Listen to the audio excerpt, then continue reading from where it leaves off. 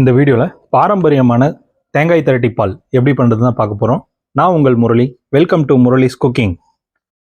தேங்காய் திரட்டி பால் பண்ணுறதுக்கு 2 பெரிய ஸ்பூன் அளவுக்கு பாசிப்பருப்பு எடுத்திருக்கேன். இதை நல்ல ஒரு கோல்டன் ப்ரௌனாக நம்ம ஃப்ரை பண்ணிக்கணும். பாசிப்பருப்பு இல்லாமல் கூட தேங்காய் திரட்டி பால் பண்ணலாம். இந்த பாசிப்பருப்பு நல்ல பொன்னிறமாக வறுத்து நம்ம இது கூட சேர்த்தும் போது நல்ல ஒரு ஃப்ளேவர் கிடைக்கும். ரெண்டாவது, இந்த தேங்காய் திரட்டி பாலுக்கு திக்னஸ் கொடுக்கறதுக்கு இந்த பாசிப்பருப்பு ரொம்ப இம்பார்ட்டன்ட். அதனால கண்டிப்பாக இந்த பாசிப்பருப்பை சேர்த்துக்கோங்க. 50 கிராம் நெய் ஊற்றிக்கலாம். நெய் நல்லா சூடானதுக்கப்புறம் முந்திரி பருப்பை போட்டு நல்லா ஃப்ரை பண்ணிக்கலாம்.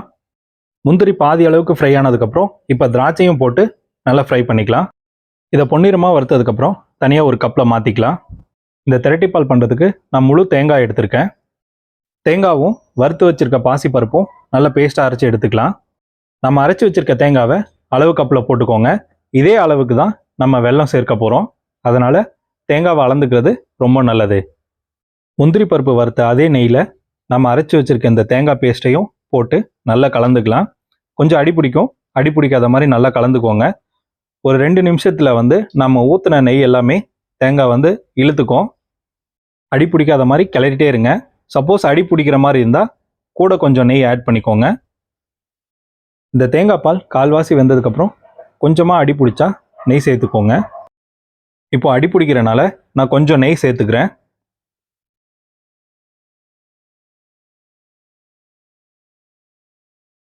அடுப்பு ஸ்லோ ஃப்ளேம்லேயே இருக்கட்டும். அப்படியே கிளறிட்டே இருங்க.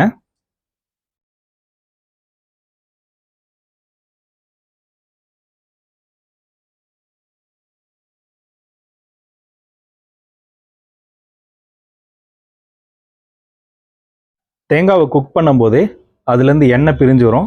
அதனால நெய் முடிஞ்ச அளவுக்கு கம்மியாக சேர்த்துக்கோங்க. சப்போஸ் அதிகமாக போனாலும் ஒன்றும் பிரச்சனை இல்லை. கடைசியாக நெய் பிரிஞ்சு தனியாக நிற்கும். நம்ம அப்போ வடிகட்டி மறுபடியும் வேறு ஏதாவது ஸ்வீட் செய்கிறதுக்கு நம்ம கண்டிப்பாக அந்த நெய்யை சேர்த்துக்கலாம். நம்ம சேர்த்துருக்க தேங்காய் பேஸ்ட் பாதி அளவுக்கு நல்லா வெந்துருச்சு. இப்போ 1 ஸ்பூன் அரிசி மாவு சேர்த்துக்கிறேன். இதை நல்லா கிளறிட்டு வெல்லம் சேர்த்துக்கலாம். வெல்லம் சேர்த்தனோடனே தேங்காய் பேஸ்ட் கொஞ்சம் லூஸ் ஆயிரும்.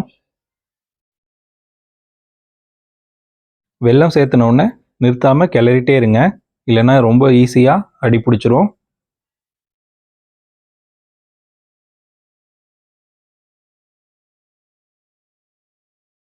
இப்போ பாருங்கள், நம்ம அரைச்சி ஊற்றிருக்க தேங்காய் நல்லா லூஸ் ஆகிட்டு இருக்கு.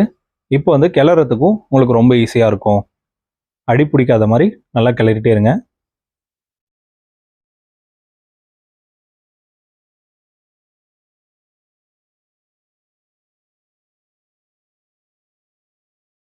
ஒரு ஸ்பூன் ஏலக்காய் பொடி சேர்த்துக்கலாம்.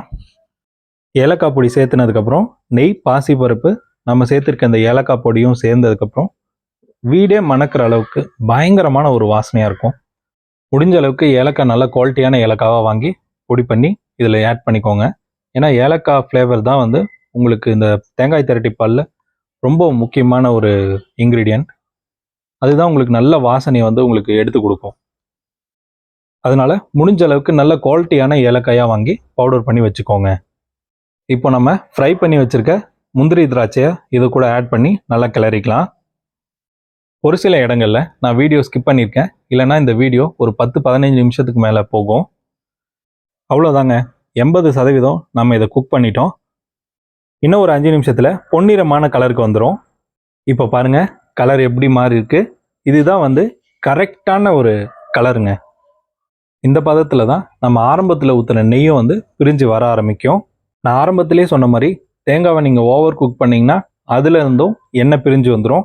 நம்ம அந்த ஸ்டேஜுக்கு நம்ம போகக்கூடாது. நம்ம ஆரம்பத்தில் ஊற்றின நெய் கொஞ்சம் கொஞ்சமாக பிரிஞ்சு வரும். அடுத்த ஒரு 2 நிமிஷத்துலேயே நீங்கள் அடுப்பை ஆஃப் பண்ணி இதை இறக்கி வச்சிடணும். கம்மன்னு வாசனையோட சூப்பரான டேஸ்ட்டில் தேங்காய் பால் ரெசிபி ரெடி. வீடியோ பிடிச்சிருந்தா லைக் பண்ணுங்கள், ஷேர் பண்ணுங்கள், சப்ஸ்கிரைப் பண்ணுங்கள். தேங்க்யூ ஃபார் வாட்சிங்.